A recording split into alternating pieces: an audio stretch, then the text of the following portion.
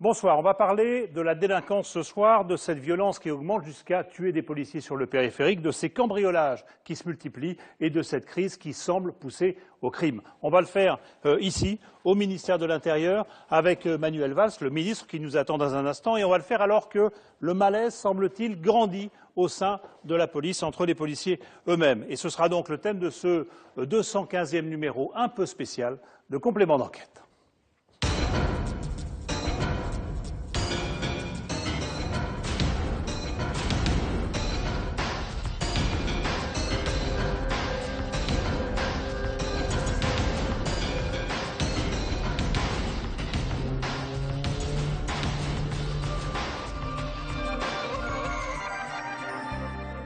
Monsieur le ministre, bonsoir. Merci de nous recevoir dans votre bureau ici, Place Beauvau, pour ce complément d'enquête un peu spécial. Alors, on va regarder ensemble différents reportages. On va regarder un reportage sur le quotidien du commissariat du 18e. C'est l'un de ces commissariats où vous avez installé une de vos zones de sécurité prioritaire. On essaiera de comprendre aussi pourquoi les cambriolages augmentent, notamment en province, dans les zones gendarmerie. Et puis on s'intéressera à ces retraités, ces papis flingueurs ou ces papis dealers qui sont, semble-t-il, poussés dans la délinquance par nécessité. C'est comme ça qu'on dit. Mais d'abord un mot, avant de voir le premier reportage, sur cette situation ici. Qu'est-ce qui vous a le plus frappé en arrivant dans ces fonctions-là? C'est quoi? C'est le rythme, c'est l'imprévu, c'est l'imprévisibilité des choses? C'est bien sûr le ministère de l'événement, des faits, du terrorisme qui a frappé la France et qui reste évidemment une menace très élevée. Mais ce qui me frappe d'abord, c'est que c'est un ministère où on sent encore, c'est important de le dire, la présence de l'État tel qu'on l'imagine, de l'État qui doit protéger notamment les citoyens, mais c'est aussi l'État des préfectures et des sous-préfectures, incarné donc dans le territoire. Oui, c'est le ministère régalien, c'est le ministère au fond que je définis comme celui de l'ordre républicain, qui pour moi est totalement lié au progrès social, parce qu'il n'y a pas de lutte contre les injustices, il n'y a pas de progrès social sans cet ordre républicain. Et avec une pression quotidienne. Alors on va regarder un premier reportage, il est signé Yvan Martinet, David Dameda et Michael Bozo. On a appelé ça des flics dans la zone, tout simplement parce que la zone, c'est la fameuse ZSP, la zone de sécurité prioritaire. On regarde.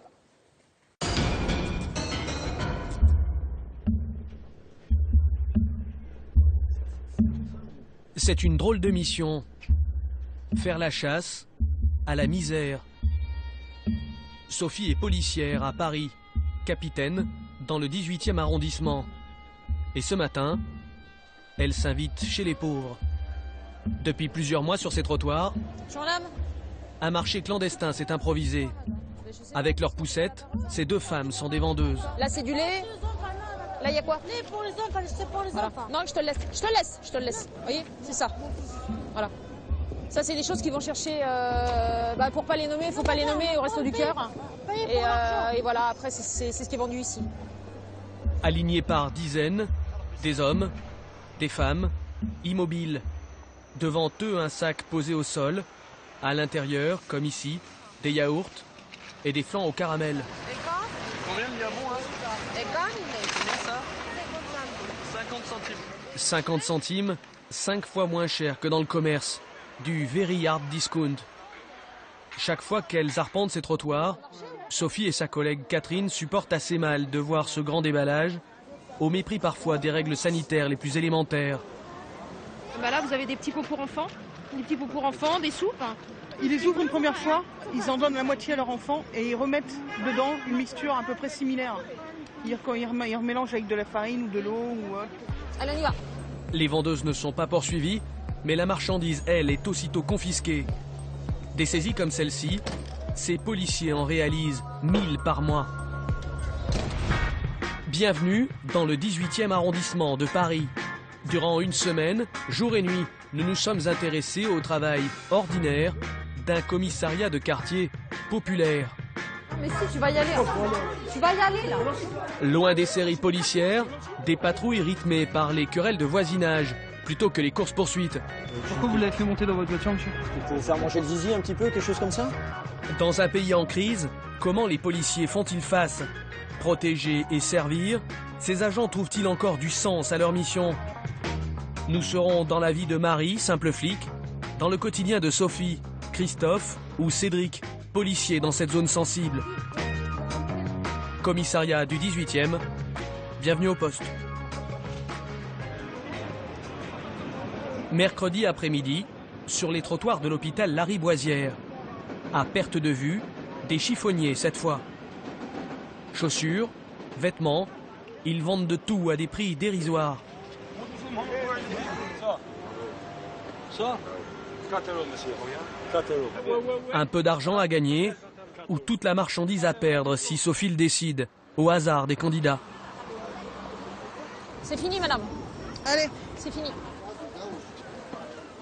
Est-ce que là, il y a vraiment une nuisance, là? Moi, si j'habitais ici, ouais, ça me gênerait. Donc je me mets à la place des gens qui habitent ici, qui payent des taxes locaux, des impôts locaux, des taxes foncières, et qui, quand ils descendent dans la rue, voilà ce qu'ils ont dans chez eux, quoi. Je veux dire, c'est dégradant pour le quartier, c'est dégradant pour l'image d'un arrondissement, c'est dégradant pour la France, quoi. À 39 ans, Sophie a le grade de capitaine, après 15 ans de maison.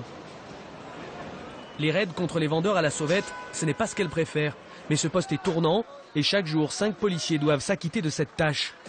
Sur le passage de Sophie, on remballe à la va-vite en se demandant où est le mal. Moi, je ne vois pas pourquoi des gens ils viennent ici de la police tout le temps pour faire merder des gens. Que je ne comprends pas pourquoi. Nous aussi, ça nous range aussi parce qu'on achète aussi moins cher. Je sais que c'est interdit, c'est pas bien, mais qui va nourrir mes enfants? J'ai 2 enfants, de 12 ans et 1 an. Ce vendeur kosovar va simplement s'éloigner de Sophie et reprendre son négoce un peu plus loin, comme si de rien n'était. Quelques saisies n'ont pas suffi à décourager la masse des chiffonniers. Dans ce face-à-face avec la police, ils savent qu'ils ont pour eux la force du nombre. On est dépassé par l'événement. Déjà numériquement, au niveau des fonctionnaires de police implantés ici, on a vraiment de la peine pour éradiquer ce mal. Et puis, il y a quand même 400 personnes ici et ouais, on est dépassé, quoi. On est aussi, nous, dans la crise. On est dans la crise, ouais. La crise de la crise. Nous, la police, on est en crise parce qu'on manque de moyens et puis finalement, on est contaminé par la crise des autres et voilà. Vous y allez, s'il vous plaît, vous pouvez pas rester ici, madame. Allez. Des policiers démunis face aux plus démunis. Le ministre de l'Intérieur vient pourtant de classer ce secteur en ZSP. Comprenez, zone de sécurité prioritaire.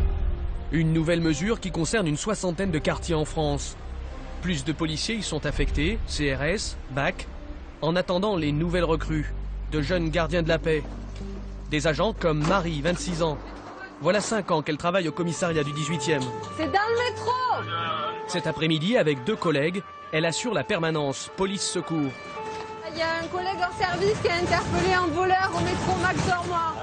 Donc forcément, il est seul et il a besoin de l'équipage pour le soutenir. Ouais, c'est bon, il y a du monde. Une bande d'adolescentes vient de voler avec violence un téléphone portable avant de se faire cueillir dans ce bureau de poste. Les renforts sont déjà sur place. Non, monsieur, non. Pour l'instant, c'est fermé. Allez, vous écartez un petit peu, ça sert à rien de rester autour, là. Vous voulez une gonzesse, les gars? Oui. Reste avec moi, là. Arrête de faire la nerveuse. Tu faisais la tranquilla devant tout le monde. 2 adolescentes interpellées. Marie est chargée de ramener l'une d'elles au commissariat. Go. Cette interpellation, une opération banale pour Marie. Les vols de portable représentent ici 4 plaintes sur 10. Mais ces affaires sont rarement élucidées. C'est encore le cas cette fois-ci. L'auteur principal, une autre ado, est parvenue à s'enfuir avec le téléphone après avoir roué de coups sa victime. Tu les connais, les filles, là? Tu les connais, les filles? Lui avait la fille qui avait son iPhone, il l'a arraché. Et puis moi, je sais que j'ai pas arraché. Ah, tu les connaissais pas, toi, les filles qui étaient... Si, je les connais. Ah, tu connais leur nom? Mais bah, je vais pas dire leur prénom. Ouais, mais c'est qui va être emmerdé, là, hein. C'est ça, le truc. La jeune complice présumée, Marie la laisse à ses collègues. Attends, 2 secondes. Son boulot, c'est de repartir sur le terrain. Non, de l'autre côté, viens. Salaire, 1 900 € par mois, pour un quotidien où il est souvent question de vol, de coups, d'agression. Cette réalité, elle n'y était pas vraiment préparée. Je viens du sud-ouest, donc moi je suis pas du tout habituée à la grande ville comme ça, aux missions qu'on peut rencontrer ici, et à la population. Et... C'est comme vous l'imaginiez? Non, vraiment pas. C'est-à-dire? Ben, parce que la violence, et puis non, je pensais pas du tout, je m'attendais pas du tout à ça, mais vraiment pas. Avec le temps, Marie a dû apprendre à compter avec cette violence. mais aussi avec l'hostilité, celle qu'inspire son uniforme. J'ai l'impression que les gens nous voient vraiment, enfin pas comme des êtres humains, vraiment. J'ai l'impression qu'on nous croit, je sais pas, complètement différents, complètement obtus, foncièrement mauvais, foncièrement méchants, et qui sont même étonnés quand on arrive à avoir une discussion avec un policier alors qu'on est comme tout le monde. Donc, Les policiers, des gens comme les autres dans ce commissariat du 18e. Une ruche ouverte H24, un bureau des plaintes toujours plein, 73 caméras pour quadriller le quartier et 600 policiers dont, à notre grande surprise, la majorité souhaite rester anonyme. Donc qui ne souhaitent pas être filmés? Peur pour leurs proches, peur pour eux-mêmes. Drôle de métier où le gilet pare-balles est désormais obligatoire, comme une seconde peau. C'est un geste anodin de mettre le gilet désormais? C'est un geste habituel, oui, ça devient anodin, c'est un réflexe. Ça c'est tous les jours? Tous les jours, toutes les nuits, oui. Bon, à part si on reste dans le bureau chef de brigade, c'est pas la peine. Mais qu'est-ce que ça dit de votre métier, ça? Bah, ça dit qu'on doit être protégé, ça dit qu'on sait jamais à quoi on va avoir affaire. Et à la ceinture? C'est un pistolet semi-automatique. C'est quand même pas rien d'avoir ça comme outil de travail? Non, c'est pas rien, mais comme je vous dis, on est formé à ça. Vous avez déjà eu à tirer lors d'une intervention? Non. Vous redoutez d'avoir à le faire? Je redoute pas, j'espère n'avoir jamais à le faire. Armé, quelles que soient les missions, même les plus banales.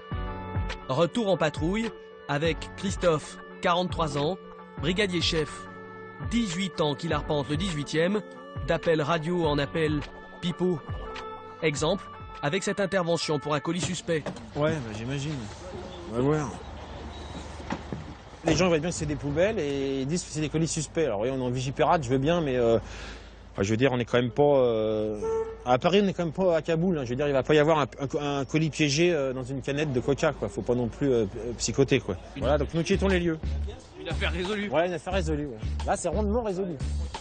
28 rue Marcadet pour problème de squatter dans un appartement. Après avoir perdu 15 minutes pour des sacs poubelles, ils vont en perdre 15 de plus pour un conflit entre squatteurs et propriétaires. C'est toi qui as le renseignement? Les policiers ont bien localisé l'immeuble. Il ne reste plus qu'à y pénétrer. T'as une 18 de la PS18? Oui, non, pas le bon code pour entrer au 28 rue Marcadet. C'est le 2345 alpha, vous confirmez, c'est ce que vous avez fait? Ouais, affirmatif, 2345 alpha, c'est pas le bon, c'est bien le 28, hein, le numéro. Ça arrive pas dans les films. Si, dans les bons films. Cet immeuble, ils n'y rentreront jamais. Le propriétaire s'est ravisé. Opération annulée. Ce genre d'intervention, vous diriez que ça constitue quoi sur 10 interventions? Le métier de policier, c'est pas que d'arrêter les cambrioleurs, que de faire de chasser des voitures volées hautes, c'est aider les personnes âgées, aider les SDF. Il y a beaucoup de social dans notre métier. Et c'est pour ça que ça fait 18 ans que je suis en brigade, parce que moi, j'avais pas l'esprit bac. J'ai l'esprit service de voie publique, oui. Retour avec Marie. Sa patrouille à elle vient d'être appelée pour un différend dans un magasin cette fois. Un homme virulent apparemment qui s'est énervé dans une boutique de téléphonie et donc il devient de plus en plus violent. Elle redoute que la situation ne dégénère. Elle ne va pas être déçue. Bonjour, qu'est-ce qui se passe? Lequel? Quel monsieur? Le client mécontent attend sur le trottoir d'en face. Il explique avoir été molesté par un vendeur, mais ne semble pas dans un état normal. Bonjour monsieur. Pas de souci. Je vous explique. Ma femme, elle a 25 ans, elle est belle comme vous, encore plus grande, une belle blonde, même fraîche comme l'aube. Bon, allez, si vous voulez déposer plainte, il n'y a pas de souci. Ah oui, bah oui, je vais ramener la personne aussi. Ah mais oui. Attendez, laissez-moi terminer. Ah oui. Mais c'est que je vous indique aussi que c'est eux déposent plainte également pour les propos racistes que vous avez tenus à leur égard. Ok, mais ça sert à rien votre zèle avec moi. Pour intervenir avec des gens comme ça, ils vous écoutent pas, ils sont dans leur truc et ils tiennent pas forcément des propos très cohérents. Donc, et on a en face, on a des victimes aussi. Donc on va ramener tout le monde au commissariat pour décanter tout ça. On va présenter ça devant l'officier et c'est lui qui donnera la marche à suivre. Il va où là? Aller s'expliquer au poste, le vendeur ne l'entend pas de cette oreille. Lui veut tout simplement rentrer chez lui. Écoute-moi. Écoute-moi. Depuis tout à l'heure, je suis tranquille avec moi. J'essaie de... Écoute. On n'est pas en tort. Tu vas venir avec moi pour expliquer ce qui s'est passé. Mais rien... Dis oui, je vais te forcer. Je suis obligée de t'amener avec moi. Autant que je suis obligée de l'amener. Arrête de t'énerver sur moi comme ça. Son autorité de policière n'y fait rien. Marie a beau faire 40 cm de moins que le vendeur, elle va devoir s'interposer physiquement. Si tu veux que ça se passe bien, arrête. Tu sortiras pas d'ici. Si tu veux jouer au con avec moi, on va jouer au con. Non, il n'y a pas moyen. Depuis tout à l'heure, je suis rigolo avec vous. Là, ça veut dire quoi, ça? Marie appelle des renforts pour ramener tout le monde au poste. Tous y déposeront plainte. La policière a su maîtriser la situation, mais l'affaire aura mobilisé 5 policiers durant plus de 45 minutes. 22 h, prise de service au commissariat. La soirée démarre par un café, de quoi tenir jusqu'au lendemain à 6 h. Comme chaque soir, une patrouille à part va rôder dans le quartier. C'est ici qu'elle prépare sa tournée, au bureau dit des doléances. Allez, on va regarder ça. Ce soir, vous avez quoi comme action prévue? Je vais faire 3-4 doléances où il y a des jeunes qui font du trafic de stupéfiants. Ils sont souvent dans un hall où ils mettent des déchets partout, ils urinent au sol et tout. Enfin, c'est vraiment... Dans ce classeur, les lettres anonymes ou non adressées par des riverains, souvent pour des halls d'immeubles occupés. Je rentre chez toi si je veux, et la meuf, elle, je vais m'en occuper, et toi, je sais où te trouver. C'est ce type de coups voilà. qui vont motiver Tout à fait. ce soir. Tout à fait, voilà. Ce soir, en gros, vous répondez aux demandes des gens. Première étape de leur patrouille, l'immeuble des auteurs de ce courrier.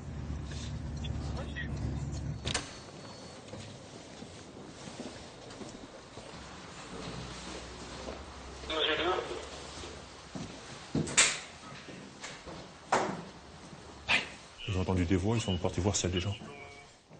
Et effectivement, au 5e étage, ses collègues retrouvent 2 individus. Allez, jeune homme, venez là, sortez les mains des poches. Mets-toi là. Allez, les mains des poches. Ils ne vivent pas là, voilà. Mais sont des habitués de cette cage d'escalier. T'as des trucs sur toi? Sur ce que t'as dans les poches là. Allez, les mains des poches. Bon, je vous avais dit, je voulais plus vous voir ici, les gars. C'est pas la première fois qu'on se croise en plus. Que si je viens ici, c'est parce que les gens se plaignent. Le bordel. Sur le même palier, l'un des agents vient de retrouver une barrette de résine de cannabis abandonnée. Ça, je pense que ça personne. Hein? Comme d'habitude, de toute façon. Si la prochaine fois, ça, je dis que c'est vous. N'importe un des deux, je prends au pif. Et j'emmène en garde à vous, d'accord? Vous revenez plus, hein, ok? À quelques rues d'ici, Cédric, lui, consacre sa nuit à la lutte contre le racolage. Dans le 18e, les adresses sont toujours les mêmes. On aura une grappe sur le terre-plein central, au feu auquel on arrive. Parce qu'il y a des aérations de métro qui leur donnent de l'air chaud, qui permet de garder le magasin à bonne température. Pardon. Bonjour mesdames. Blagués à défaut d'interpeller, ils ne peuvent de toute façon intervenir que sur flagrant délit, quand ces filles montent à bord des véhicules. Ce qui n'empêche pas les contrôles d'identité entre deux passes. Bonsoir, c'est la police. Il y a eu un problème avec le monsieur? Oui, c'est un problème. Notre objectif, c'est d'interpeller une ou deux prostituées en flagrant délit de racolage. C'est l'objectif chiffré que vous avez? Chiffré? Non, il n'y a pas de chiffre. C'est l'activité qu'on doit avoir. On a un véhicule équipé pour ça, on est en civil pour ça. Ça vous fait rire quand je vous parle de chiffres? Oui, mais oui, c'est un grand tabou. Il n'y a pas de chiffre dans la police. Hein, c'est bien connu. Et si vous pouviez arrêter une ou deux prostituées ce soir, ce serait bien. Ça serait pas mal. Ça serait bien vu. Bah, disons que ça montrerait une certaine activité. La politique du chiffre, c'est ce que Manuel Valls dit vouloir supprimer. Mais dans ces nouvelles zones de sécurité prioritaires, pour juger de sa réussite, il lui faudra bien attester de quelques chiffres.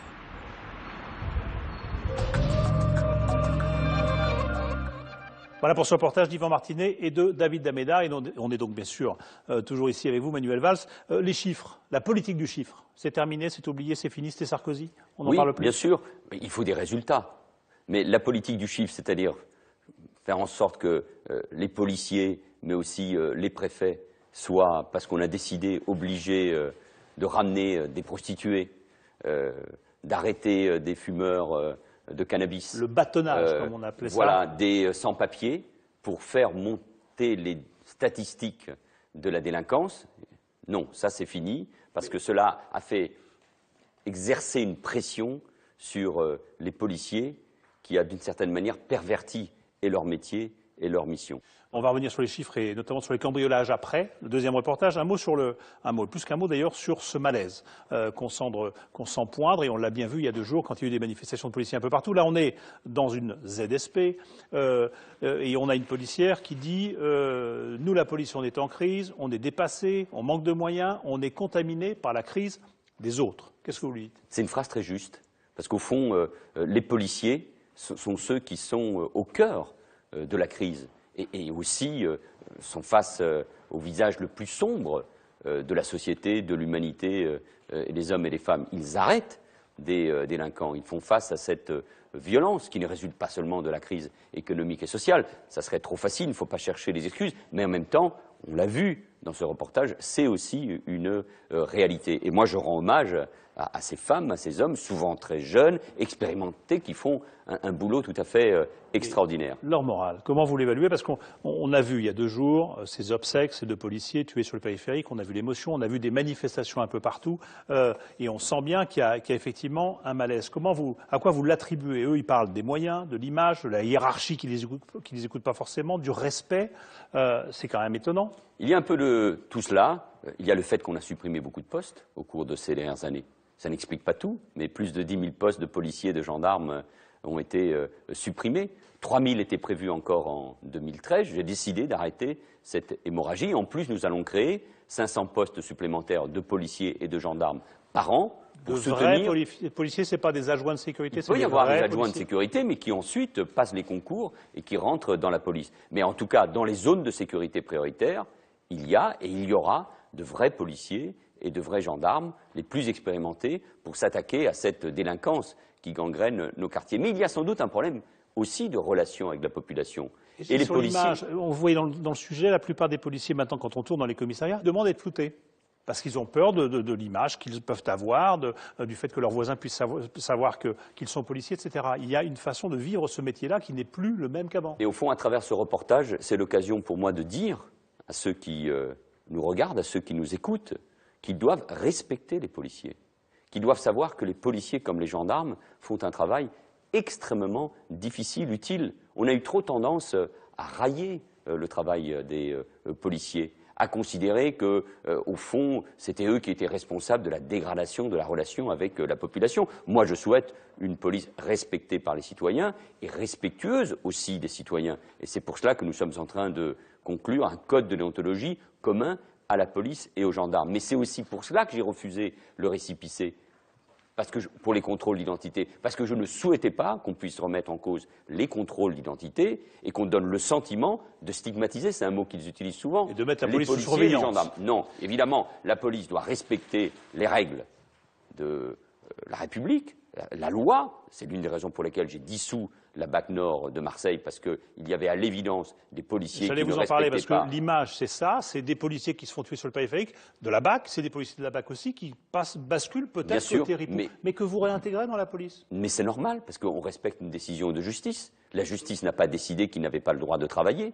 Ces policiers qui font l'objet... C'est pas un message un peu bizarre à envoyer que de dire vous pouvez exercer votre métier alors qu'on se demande si vous n'êtes pas il faut respecter et la présomption d'innocence et les décisions de justice. Ces policiers qui ont à l'évidence fauté continuent de travailler, mais pas dans une brigade anticriminalité et pas dans les Bouches-du-Rhône. Et ensuite, la justice décidera évidemment de leur sort. Mais ce n'est pas l'attitude de quelques policiers qui doit jeter l'opprobre sur l'ensemble de la police et de la police française, qui fait un travail tout à fait extraordinaire pour rétablir l'ordre républicain et pour faire en sorte que notre pacte social, qui est déjà martyrisé par la crise économique, tienne le choc. Je dis ça parce que cette image-là et cette affaire de la BAC de Marseille a suis marqué bien les esprits. D'où cette décision unique, c'est la première fois. Cette décision unique que j'ai prise, c'est la première fois que l'on dissout ainsi une unité dans sa globalité. Parce qu'il y a eu incontestablement des faits graves. Alors, toujours sur ce moral, un sondage, c'est pas un sondage d'ailleurs, c'est une étude faite par le CNRS pour le syndicat Alliance, mais qui est assez intéressante quand même, puisque selon cette étude, il y a 76% des policiers qui sont fiers d'appartenir à la police, quand même. Mais il y en a 90% qui pensent que la police ne se soucie pas de leur bien-être. La hiérarchie. Il y en a 85% qui estiment que la justice discréditent leur travail en relâchant systématiquement les délinquants. Il y en a 10,6% qui se disent au bout du rouleau. Deux questions. La violence d'abord. Est-ce qu'il n'y a pas une espèce de violence qui monte dans la société qui est assez difficile à contenir et qui maintenant est très inquiétante? Et puis cette espèce de rapport avec la justice, la violence. D'abord, cette étude a été faite en 2011 et début 2012. Ça veut bien dire que le mal vient de loin, il est profond. Ensuite, moi, il y a des chiffres qui me frappent. Le nombre, par exemple, de policiers ou de gendarmes qui se suicident. Ça veut bien dire que c'est l'expression d'un malaise. Et puis, vous avez raison. Dans la société, il y a depuis des années une contestation de l'autorité. Du policier, du gendarme, on s'attaque à celui qui porte l'uniforme, je pense aussi aux sapeurs-pompiers. On a un problème d'autorité. Une contestation de l'enseignant aussi. Et moi, je crois qu'il faut réhabiliter, réinventer l'autorité, parce qu'une société a besoin de règles, de lois, sinon c'est la loi de la jungle ou l'ordre des mafias, des caïds qui s'imposent dans nos quartiers. Et quand on attaque un policier, quand on l'insulte, quand on s'attaque à son intégrité physique, ça veut bien dire qu'on s'attaque à la République, à l'État. Donc il faut être intransigeant à l'égard de tous ceux qui s'en prennent à la police. Et ces jeunes qu'on voit parfois, qui sont les mêmes parfois dans les classes, qui contestent l'autorité de l'enseignant, qui contestent l'autorité de leurs parents, qui s'attaquent à des policiers. Ça veut dire de sévérité, beaucoup plus de sévérité, sanctions, de règles, de sanctions. Et les policiers, parce qu'ils sont face à cette société qui va mal, sont forcément les premières victimes de cette violence. On entend Mme Taubira qui dit « Ah, la sanction, ce n'est pas la seule solution, la prison non plus ».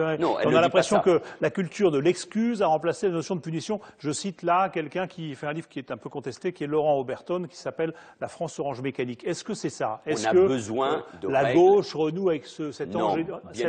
Et c'est aussi pour cela que je suis ministre de l'Intérieur. Une réforme pénale est évidemment nécessaire. Les tribunaux sont surchargés. Il y a des dizaines de milliers de peines qui ne sont pas exécutées. L'état de nos prisons est déplorable. Ça a été démontré par les journalistes. Vous avez fait ce type d'enquête. Donc il faut répondre à la violence qui monte dans la société, à la récidive qui n'a pas été jugulée au cours de ces dernières années. Mais une réforme, pas la sanction. Mais une réforme de la justice ne peut pas se faire sans la police. Elle ne peut pas se faire contre la police. Et la prochaine réforme de la justice, elle devra se faire avec évidemment les magistrats, mais aussi les policiers et les gendarmes. Les policiers qui mettent en cause la justice, vous n'avez pas l'impression de faire un peu le grand écart avec Mme Taubira? Mais moi je m'entends bien avec Christiane Taubira. Oui, vous dites ça toujours, mais... Non, parce que c'est la réalité, parce que c'est une femme d'autorité, parce que l'image qu'on cherche à lui coller est fausse. Et il y a eu une conférence de consensus qui fait un état de la situation, mais il est hors de question, entendez-vous bien, hors de question de renoncer à la sanction, à la sévérité, à l'exemplarité de la peine. Et moi, je souhaite une justice qui prévienne mieux, qui punisse mieux. Et aujourd'hui, dans l'état où nous nous trouvons, avec cette crise, avec cette violence que vous décrivez, qui remonte depuis des années, les violences aux personnes augmentent depuis 30 ans, ça veut dire qu'il ne faut pas uniquement des lois ou des discours, mais ça veut dire qu'il faut que la loi de la République s'applique. Et avec moi, comme ministre de l'Intérieur, c'est la fermeté et la protection notamment des policiers qui font un travail admirable et qu'il faut soutenir face à cette violence. Et donc pas question de vider les prisons.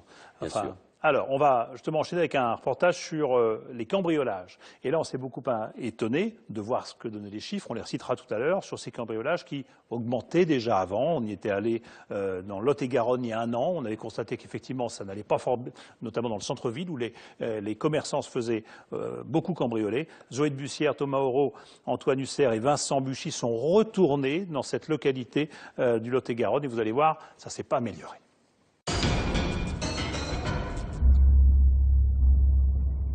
Avec ses faux airs de rapetou, Damien Dalbo ne prépare pas un mauvais coup. Il est gendarme. Il n'en finit pas de sillonner le Lot-et-Garonne au rythme des derniers cambriolages. Vous voyez, cette maison, par exemple, a été cambriolée.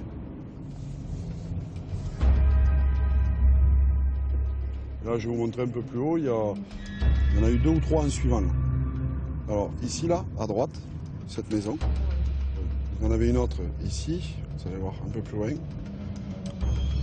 Après, vous avez celle-là, celle-ci, là, qui est ici. Nérac, Pont-du-Casse, Aubiac, 13 vols en quelques semaines dans un rayon de 20 km.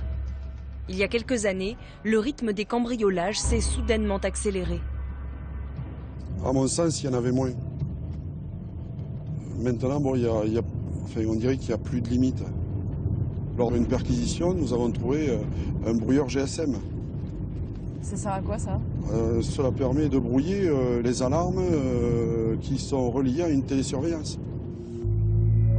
Le dernier cambriolage de Pont-du-Casse a eu lieu chez Christelle. Le 25 janvier, elle s'absente une petite demi-heure pour accompagner son fils à l'école. À son retour, elle trouve la baie vitrée grande ouverte. Ils sont rentrés par là, c'est ça? Oui. Une effraction en plein jour, en 30 minutes chrono, et le chien n'y a rien changé. A priori, c'est des gens qui passent dans les quartiers. Ils viennent sonner chez vous. Si personne ne répond, voilà, ils vont faire le tour. Ils vont essayer de rentrer par une porte forcée. Une par une, toutes les pièces de la maison ont été visitées. Je suis arrivée dans la chambre et sur la chambre, il y avait tous les bijoux, tout de déballé. Donc c'était dans la boîte à ma grand-mère. Des bijoux fantaisie, sans aucune valeur marchande. Connaisseurs, les cambrioleurs ne les prennent pas. Dans le salon, il y avait tous les ordinateurs. Mon fils qui avait son téléphone portable et son petit ordinateur, il n'y avait plus rien. Du matériel informatique léger, facile à emporter. Et c'est dans la salle de bain qu'ils finissent par trouver ce qu'ils sont venus chercher. Voilà, bon, ils avaient ouvert tous les placards et tous les tiroirs. Ils ont vu vite fait qu'il y avait des produits, mais derrière la porte, il y avait un meuble avec des bijoux de valeur, une chaîne avec des bouts d'oreilles, après une autre chaîne en or avec un petit diamant et une bague. Voilà. Et ensuite, de l'or, c'est ce qui se vole le plus. En quelques minutes, les cambrioleurs ont dérobé plus de 10 000 € de matériel et de bijoux. Quelques instants plus tôt, en rentrant chez elle, Christelle a croisé deux jeunes hommes qui marchaient à vive allure le long de la route. Elle fait immédiatement le rapprochement, reprend sa voiture et les rattrape un peu plus bas. Je me suis arrêtée, je leur ai dit « Pardon messieurs, est-ce que vous habitez dans le coin ?» Ils me répondent « Oui ». Ils me demandent pourquoi je leur pose cette question-là. Je leur ai dit « C'est simple, je vais vous prendre en photo puisque je viens d'être cambriolée ». Les deux hommes prennent alors la fuite. Mais Christelle n'abandonne pas la poursuite. Elle veut absolument les identifier, quitte à prendre des risques. C'est un peu dangereux tout ça quand même. Oui, c'est ce qu'on m'a dit. C'est vrai que j'ai pas trop réfléchi. J'étais vraiment en colère. Voilà. Mais elle ne les rattrapera pas. Le Lot-et-Garonne est l'un des départements français où le nombre de cambriolages a le plus progressé. Nous étions déjà venus filmer en 2010.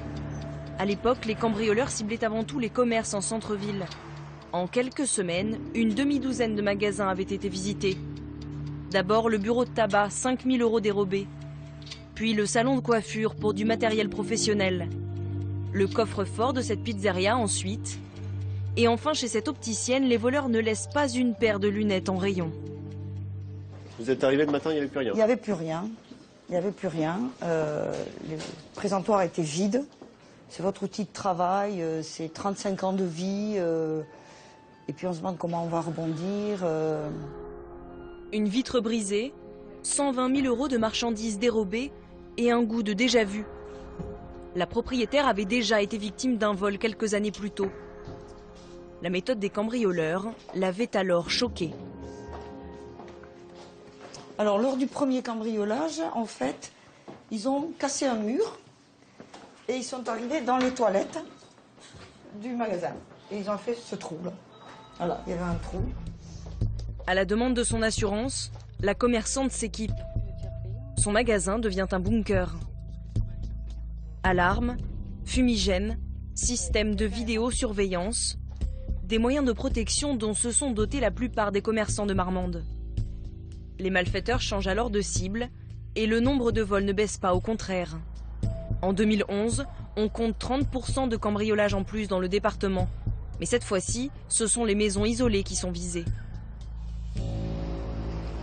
Pour tenter d'enrayer le phénomène, les gendarmes du Lot-et-Garonne ont créé il y a un an un groupe spécial, le GELAC. Bon. Bonjour Stéphane. Auquel appartient Damien Dalbeau, qui travaille sur le vol commis chez Christelle. Bon, je te rends compte. Alors on est allé contrôler cette officine, suite au cambriolage. Il y a quelques années, l'enquête ne serait pas allée bien loin, faute de moyens. Voilà. Désormais, rien n'est laissé au hasard. Relevé d'empreintes et de traces ADN et photos systématiques des lieux. Là, c'est les tiroirs du meuble de l'entrée de la maison. C'est le rituel, hein, si vous voulez, dans les cambriolages, tous les tiroirs sont ouverts, les boîtes sont vidées sur le lit ou sur le canapé. C'est vraiment le rituel, quoi. C'est classique. Hein. Mais dans ce dossier, très peu d'éléments. Une marque de pas sur le sol, peut-être une trace de doigt sur une voiture, rien de bien probant. Le patron du groupe cambriolage repart à la pêche aux renseignements.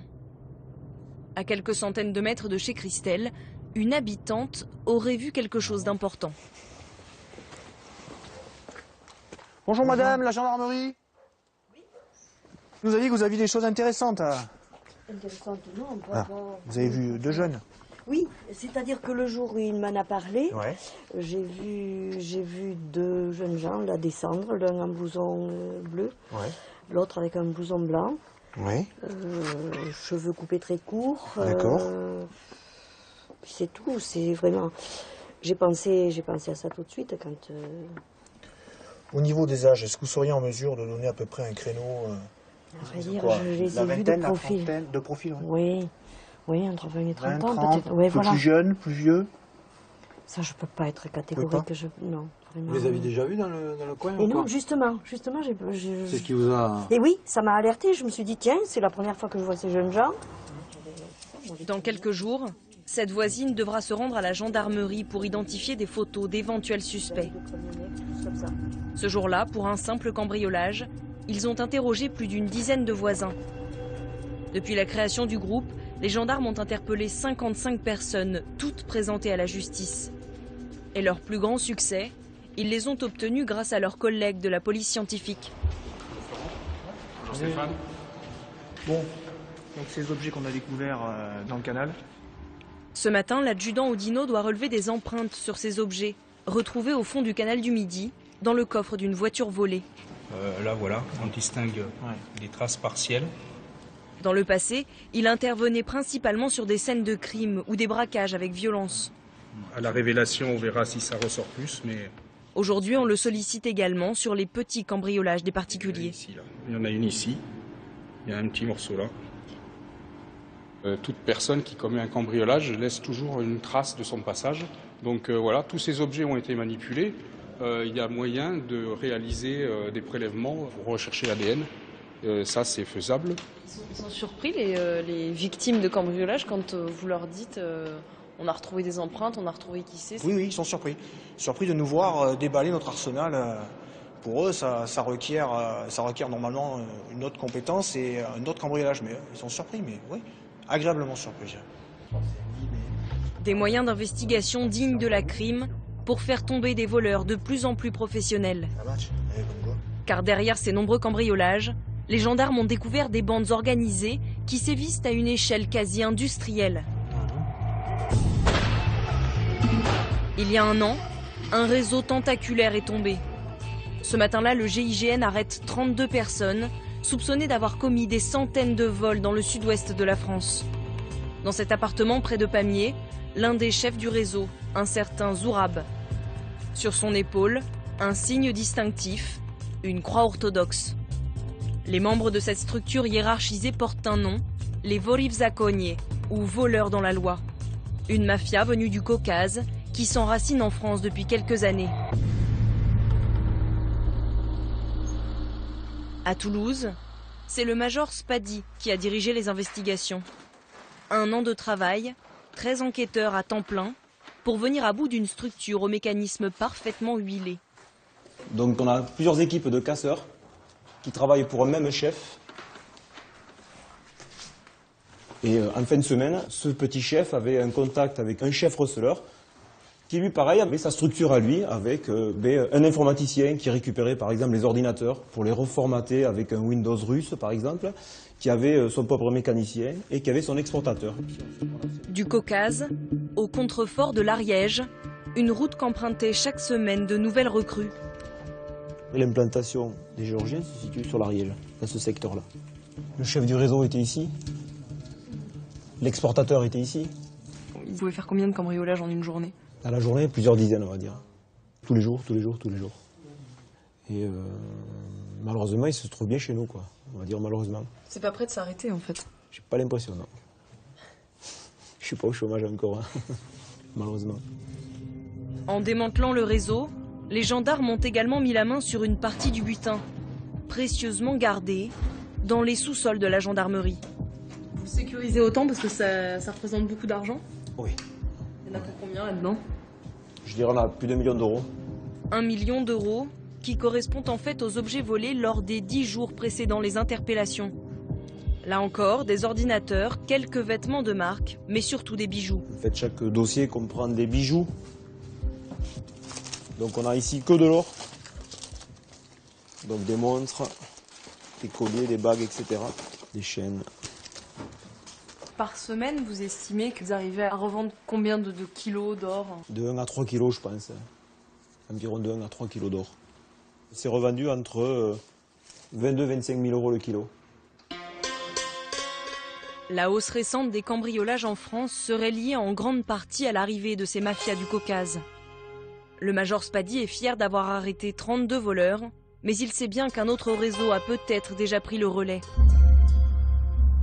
En attendant le prochain coup de filet, les gendarmes font du bitume, comme ils disent. Ils se montrent. Sur les routes du Sud-Ouest, chaque semaine, une nouvelle opération. Monsieur, bonjour, gendarmerie nationale. Vous présentez l'appel de véhicule, s'il vous plaît, vous coupez votre moteur. Ils contrôlent le moindre véhicule suspect à la recherche d'un éventuel butin. Dans le bâtiment? Oui, tout à fait, construction métallique. Ce jour-là, rien à signaler dans le Lot-et-Garonne. Allez-y, vous pouvez y aller, bonne journée. Aucun voleur sur le barrage, ni aucun cambriolage dans le département.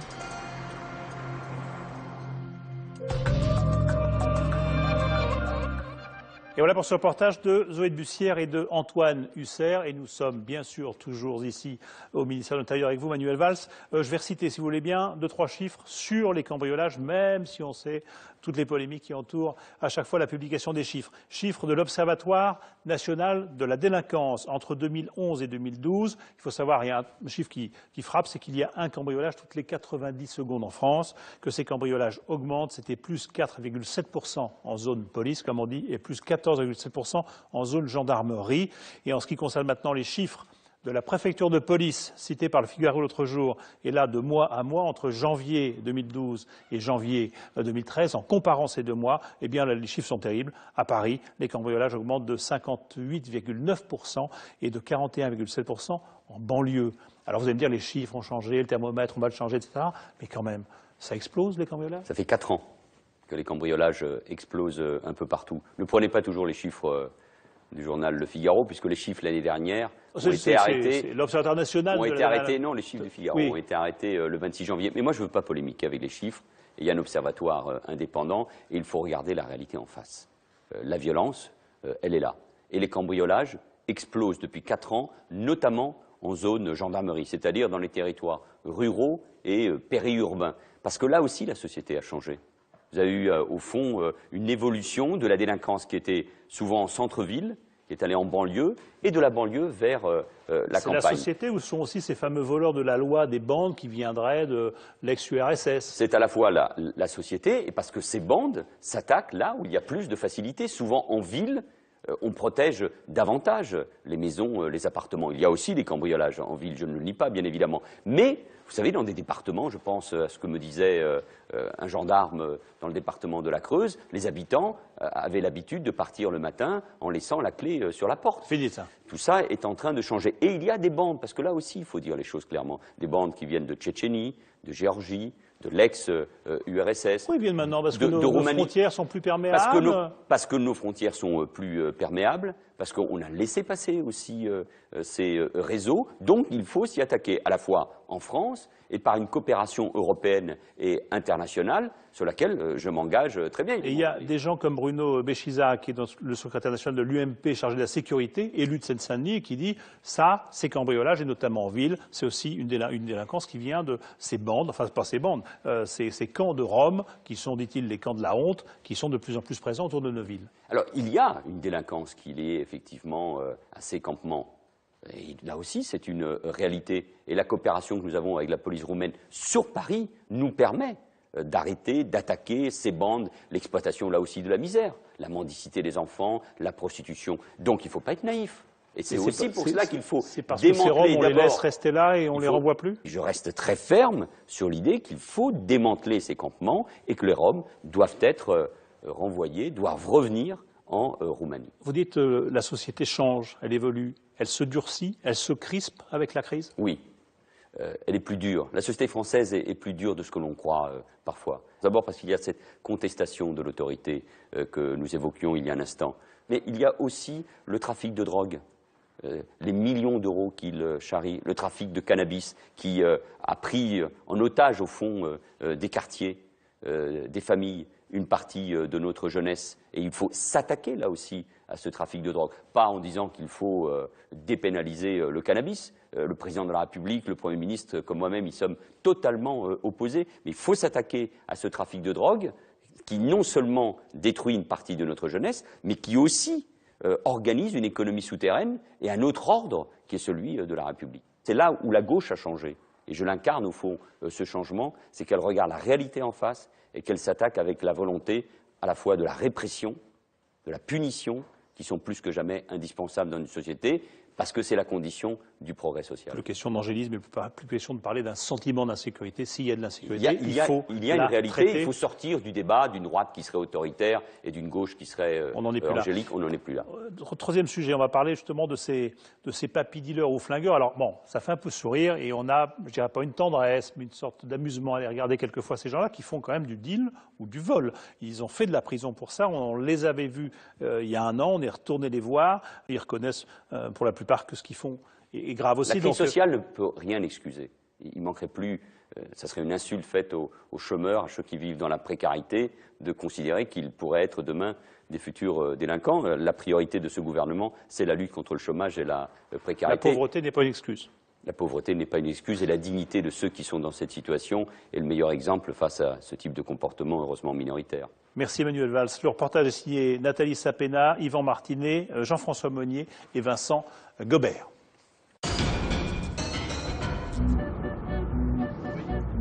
Il y a des délinquants plus surprenants que d'autres, de ceux qu'on ne soupçonne pas, qu'on imagine à la pêche avec leurs petits-enfants plutôt qu'à vendre de la drogue.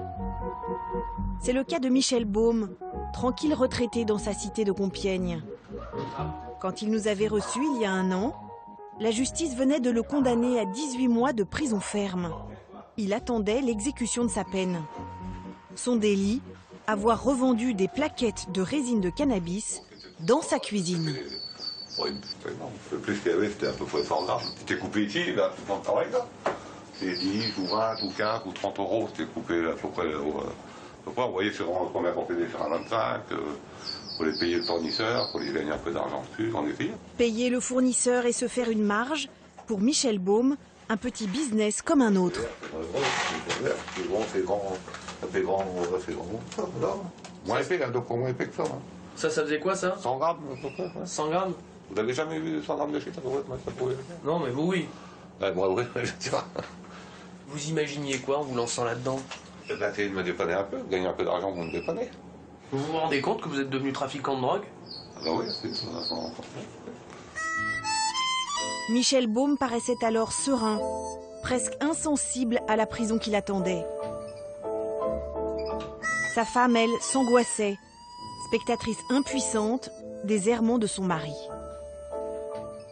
Moi, je respectais parce que, je vous dis, il y avait tout le monde qui venait, il venait tout le temps, sans arrêt, sonner à la porte et tout. Et moi, je lui disais qu'il fallait stopper tout ça, quoi. Ça avançait à rien. Jocelyne allait jusqu'à disculper son mari. Les comptes du ménage, des dettes, une très petite retraite, tout cela expliquait à ses yeux son trafic. Voilà, ça c'est ce que mon mari touche au mois. Là, c'est tous les créanciers qu'on a. Tout ça. Donc on paye au mois, chacun un petit peu. Il y en a qu'on paye 68 €, il y en a qu'on paye 40 €, il y en a qu'on paye... En tout, ça me fait 235 € par mois à tous les créanciers. Pour vivre, il me reste, je sais pas, en gros, 250, 300 €, pas plus. La justice a fini par l'entendre. Sa peine, Michel Baume l'effectue en ce moment chez lui, avec un bracelet électronique. Des affaires comme celle-là, il y en a de plus en plus. L'an dernier, les juges ont condamné 17 000 prévenus de plus de 60 ans. En prison, ils sont 4 fois plus nombreux qu'il y a 20 ans. La France vieillit, ses délinquants aussi. Mamie pétard, papy dealer, octogénaire chapardeuse. Est-ce l'âge ou la crise qui les fait basculer dans la criminalité? 3 retraités délinquants ont accepté de nous expliquer comment ils avaient franchi la ligne jaune. Françoise et Patrick, un couple qui a vendu de la drogue pour payer ses dettes. Il a suffi qu'il y en ait un qui vienne en acheter. Puis je dis, oh, moins de temps qu'il ne faut pour dire. Je dis, ça s'est répandu comme une traînée de poudre. Et puis Claude, auteur de 2 braquages sur des petits commerces. À ce moment-là, j'ai sorti mon arme, puis j'ai dit, ouvrez-moi la caisse. Oui, oui, pas de problème, je vous ouvre la caisse tout de suite. L'année dernière, ils étaient tous les 3 derrière les barreaux. Nous les avons retrouvés à leur sortie de prison. Voici Claude, à l'air libre depuis 1 an, mais toujours sous contrôle judiciaire en attendant son procès. Voilà la frontière. Là-bas c'est le Gard, ici c'est le Vaucluse.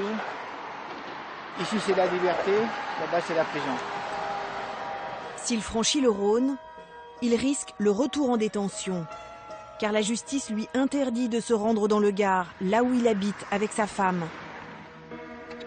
Claude, 76 ans, un charcutier à la retraite, a la démarche légèrement ralentie à cause d'une prothèse de hanche. C'est un vieux monsieur aux journées vides, apparemment inoffensif. Il n'avait jamais eu affaire à la justice et n'a réalisé qu'après coup la gravité de ses actes. 2 braquages avec un pistolet d'alarme. C'est une grosse bêtise. Une grosse bêtise qui peut vous coûter 20 ans de prison. Et je ne m'étais pas imaginé un seul instant que je pouvais risquer autant. Claude a déjà passé 8 mois et demi en détention provisoire. Il l'a vécu comme une déchéance morale. Qu'est-ce que j'ai pensé de moi? Que je valais plus rien. Ouais. J'étais plus que j'étais l'homme respectable. J'arrêtais pas de dire, mais qu'est-ce que j'ai fait? Qu'est-ce que j'ai fait? Pourquoi j'ai fait ça? La même semaine, il braque 2 fois. D'abord une station-service pour 300 €, puis cette supérette. Il est 13 h ce 3 mai 2011, quand il se gare sur la place du village. Il s'est grimé, il a changé les plaques de sa voiture, mais rien ne va se passer comme prévu. À l'intérieur, l'épicier est en train de garnir ses rayons. Il ne prête guère attention à ce curieux client qui fonce sur lui. Il avait une bombe lacrymogène, il m'a pulvérisé le visage. Donc à ce moment-là, j'ai été surpris quand même. J'ai pris un caddie, j'y ai balancé dessus. Lui, il a sorti son arme. Et là, il m'a braqué et il a pris la caisse en même temps. Il était positionné dans ce sens-là, l'arme comme ça, et il prenait les sous là. Voilà. Et ensuite, il est sorti. La porte était ouverte. Il est sorti tranquillement et il a été jusqu'à sa voiture. Vous lui avez couru après, là, non? Oui, j'y ai couru après. J'y ai couru, façon de parler, puisqu'il marchait tout doucement. Claude traverse la rue. Il avait toujours l'arme à la main, il a traversé là. Il grimpe dans sa voiture, toujours poursuivi par l'épicier qui lui casse son pare-brise à coups de manivelle. Claude réussit à démarrer et à rentrer chez lui, avec en tout et pour tout une centaine d'euros. 2 jours plus tard, les gendarmes frappent à la porte. Direction, la maison d'arrêt de Nîmes. C'est à cette époque-là que nous avions rencontré sa femme Viviane dans le village de Roquemaure, guidée par son avocat. Claude est alors incarcéré depuis 7 mois. Viens ici, viens. Bonsoir. Bonsoir. Il vient de fêter ses 75 ans en cellule. Il m'a écrit une lettre. Sa femme est très inquiète. Alors là, je comprends rien de ce qu'il m'a écrit. Et vous allez voir, il a changé son écriture. Claude n'a jamais connu la prison et visiblement, il n'arrive pas à s'adapter. La lettre est pleine de fautes d'orthographe. Les propos sont incohérents. Il semble perdu. Le stress de son incarcération peut-être, l'effet des médicaments surtout. À 75 ans, Claude a les problèmes de santé de son âge. Dépression, diabète, cholestérol et puis un cancer de la prostate qu'il va falloir opérer pendant la détention. 20 kilos, il a perdu. Combien? 20. Il ne fait que 75 maintenant. Moi, j'ai dit, tu vas pouvoir tenir. J'ai toujours peur qu'il y ait une... Comme sonne à la porte en me disant que c'est fini pour lui. Mais Claude a tenu. 2 mois après cette interview, il est sorti de prison. Aujourd'hui, il s'est remplumé et il a réfléchi à cet enchaînement funeste qui l'a conduit là où il est. Selon lui, ce sont les dettes accumulées qui sont devenues insurmontables. Il fallait que je trouve au minimum, dans un premier temps, 800 €. Hein? Alors moi, je ne pouvais pas les trouver. Je ne savais pas comment faire pour les trouver. C'est que l'idée-là m'est venue, c'est tout. Alors j'ai acheté un pistolet d'alarme, hein, puisque j'ai vu ça à la télé. J'ai acheté une perruque, une fausse barbe. Alors c'est bizarre parce que ma barbe était noire et les cheveux étaient roux. Alors, vous savez, j'étais pas doué. Dans quel état d'esprit vous étiez? J'étais dans un état d'esprit second parce que j'avais pris des cachets antidépresseurs. Au lieu d'en prendre un, j'en avais pris 4.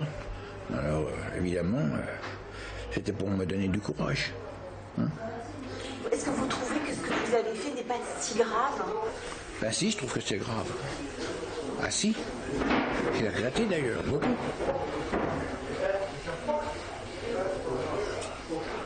C'était fait, c'était fait. J'avais fait ça sur un coup de tête. C'était fait. Je ne pouvais plus revenir en arrière. Alors je me disais, bah maintenant t'as plus qu'à être puni. J'ai accepté d'être puni.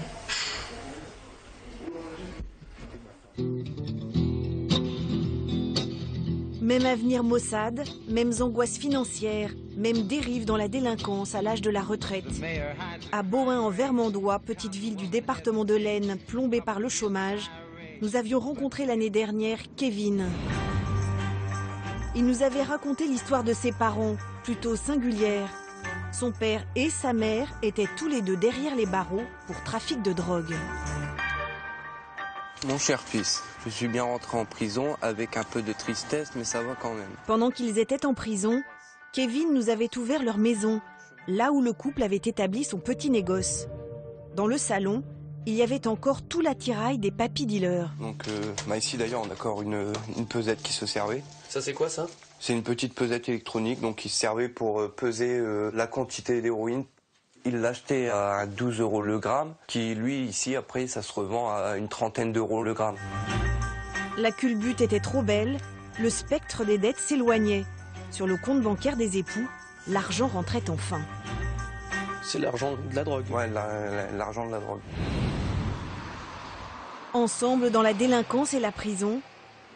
Ensemble aujourd'hui dans les rues de Bohain en Vermandois. Les parents de Kevin ont été libérés il y a peu, après plus d'1 an de détention. Dans le couple, Patrick, c'était le convoyeur.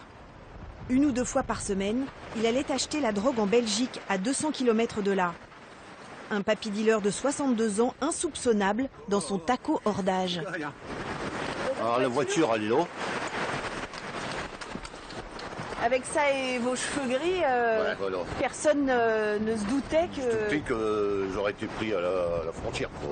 Puis j'étais arrêté sur la route, quoi, par les douaniers. Et puis ça se fait souvent, ça. Qu'est-ce qui se fait beaucoup? Bah ça, hein. C'est des petits vieux qui vont aller chercher le machin. Ah bon? Bah oui. Prévoyant, Patrick planquait sa marchandise et son argent à 50 mètres de la maison. C'est là le garage. Dans ce garage spécialement loué pour l'occasion. Vous aviez combien de clients par jour à peu près? Oh, à peu près une vingtaine. Une vingtaine par jour? Si c'est pas plus. Si je les comptais plus, hein. Tous les 5 minutes, ça frappait à la porte. Allez, viens, Tico. La tête pensante de l'entreprise, c'est Françoise. Quand les revenus du couple s'effondrent, fin des assédiques pour elle, plus de pré-retraite pour lui, il se retrouve avec 600 € par mois pour vivre. La misère. Françoise découvre que la drogue est un marché porteur dans cette commune de 6000 habitants. Donc vous avez vendu quoi? Des héros, directement, ouais, parce qu'on nous avait conseillé de rien vendre d'autre que sur moi, c'est ça qui marche le plus. J'ai dit à papa, écoute, ça sera une solution plutôt que de tomber dans un dossier de surendettement, parce que je dis, moi, je le supporterai pas. Elle veut pas de Avec la fierté que j'ai, je dis, un dossier de surendettement, je le supporterai pas. Je dis, bah, on va faire ça, et puis en 4-5 mois, et on va voir. Je dis, on va payer nos dettes, je dis, et puis on sera tranquille. Ils vendent donc cette drogue dure, une poudre brune, des doses d'1 gramme ou d'1 demi-gramme qu'ils confectionnent le soir devant la télé. Ils sont devenus des marchands de mort. Et les toxicomanes, ils étaient dans quel état physique? Ils arrivent ici, ils sont là, ils tremblent, ils frissonnent, ils ont des gouttes de sueur qui perdent partout. Il y en a des fois, ils sont sur le point de tourner de l'œil. En plus, nous, on le faisait pas cher ici. Mais devenir dealer de drogue, ça ne vous posait pas de problème? Bah, Au début, si, mais après, c'était la seule solution qu'on a vue. Ils finissent par être dénoncés et condamnés à 2 ans de prison. Françoise a eu droit au bracelet électronique. Patrick a purgé sa peine. Pas facile pour un papy de se retrouver en prison. On l'a vite pris pour un délinquant sexuel, jusqu'à cet article dans la presse locale qui a tout changé. c'est pour ça que j'ai donné ça à la prison, là-bas. Après, j'étais tranquille. Vous le voyez pour la première fois. Est-ce que vous pouvez vous imaginer que c'est un vendeur de drogue? Non. Donc en prison, ils ne voulaient pas le croire quand il disait. Et après, bon, bah, j'étais rond là-bas, à la prison. Après, j'étais papy dealer, tout le monde qui m'appelait. Puis l'ancien, puis j'ai été respecté. En 6 mois de business, ils auront revendu 750 grammes d'héroïne pour un bénéfice net de 15 000 €. Mais entre les intermédiaires, les crédits aux toxicos, l'argent donné aux enfants, le couple est toujours dans la même impasse financière. Pour Claude, le papy braqueur, l'issue est encore incertaine. La date de son procès n'est pas encore fixée. En attendant, il vit dans la crainte. L'avocat n'arrête pas de me le dire. N'oubliez pas que vous pouvez encore retourner en prison. Et c'est ça qui me rumine. Enfin, voilà. Est-ce que ça serait dur à supporter? Ah oui, ça je crois que je ferai la fin de mois. Ça, c'est plus que sûr.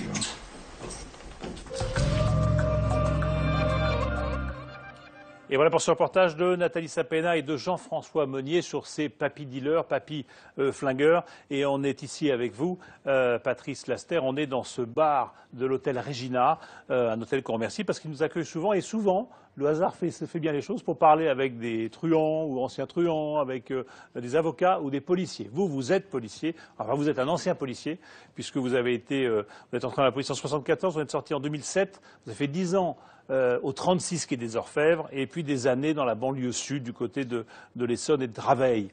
Alors, vous avez écrit ce livre qui s'appelle « Un flic passe aux aveux » chez Lattès, où vous racontez un peu votre vie. Pourquoi est-ce qu'on rentre dans ce métier, puisqu'on parle aujourd'hui du moral des policiers, pourquoi est-ce qu'on rentre dans ce métier, on épouse ce métier de policier? On y rentrait parce qu'on avait le feu sacré. D'autant plus contre les locaux insalubres. Les matériels désuets, que ce soit les véhicules, que ce soit les armes, que ce soit les munitions.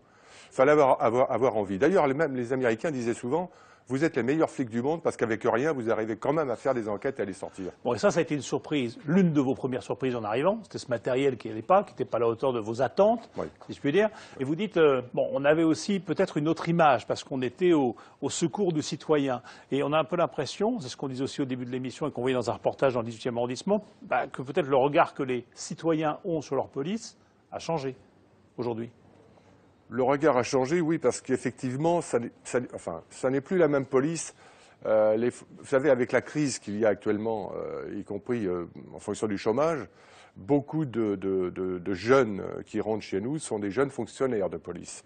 Je dis dans le bouquin qu'il n'y a plus véritablement de poulets, de flics, qui sont rentrés avec le feu sacré. Là, certains ont vu un peu de lumière dans l'immeuble et sont rentrés.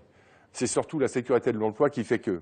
Mais ils ont encore malheureusement plus de difficultés que nous parce que les moyens sont encore moindres et les effectifs ont été en constante régression. Est-ce qu'il n'y a pas aussi des comportements qui font que les policiers les regardent de façon différente? On pense bien sûr à l'histoire de la BAC de Marseille, par exemple, où les flics sont devenus des ripoux, etc.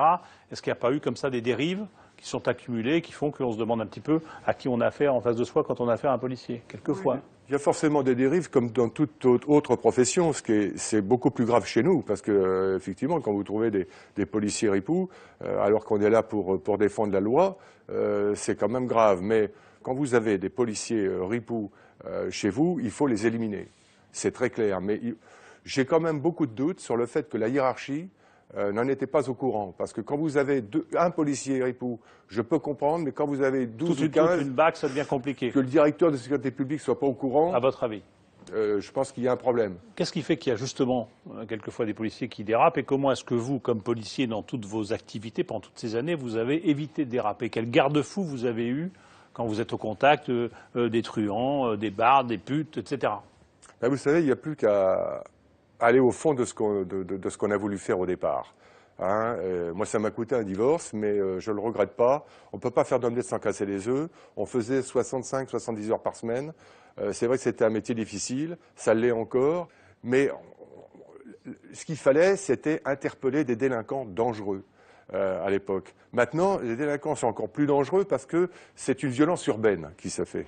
C'est pour ça que je dis souvent, pour les jeunes qui rentrent maintenant, il faut avoir une tête solide, bien vissée sur les épaules, carré, avoir un coffre bien blindé, parce que vous savez, entre les politiques qui vous font de la pression, votre hiérarchie des fois, qui effectivement, elle aussi, par rapport aux statistiques, un certain nombre de choses, vous met pression. Une certaine population qui ne comprend pas votre métier, et parfois même la famille qui ne comprend pas exactement le métier que vous faites, c'est pas évident, c'est pas simple, et c'est la raison pour laquelle certains de nos jeunes collègues parfois se suicident. En tout cas, ce n'est pas un métier que vous regrettez. Pas du tout. Pas du tout. Merci beaucoup. Merci Patrice Laster d'être venu conclure cette émission avec nous sur cette délinquance et sur ce métier de policier qui n'est pas un métier facile mais qui est un beau métier. Merci à vous. À vous entendre. Alors, je vous remercie l'Hôtel Regina encore une fois qui nous a accueillis. Ce n'est pas la première fois, on le remercie bien sûr. Merci à ceux qui m'ont aidé à préparer l'émission, que ce soit Michel Fine, Thomas Auro, Joël Bruandé à la rédaction en chef, Lorraine Servant à la préparation des plateaux, Philippe Lallemand à leur réalisation. Je vous rappelle que vous pouvez nous rejoindre sur les réseaux sociaux, que la semaine prochaine, on va revenir sur ce scandale alimentaire qui n'en finit pas de rebondir. C'est bien sûr cette histoire de cheval à la place du bœuf, de ces barquettes dont on ne sait pas trop ce qu'il y a dedans. Et on s'intéressera notamment à ces fameux traders. Voilà, mais la soirée n'est pas finie. Je vous laisse avec Aïda Touéry et Grand Public. Dès maintenant, pour plus d'infos sur les reportages et réagir sur notre forum, rendez-vous sur france2.fr.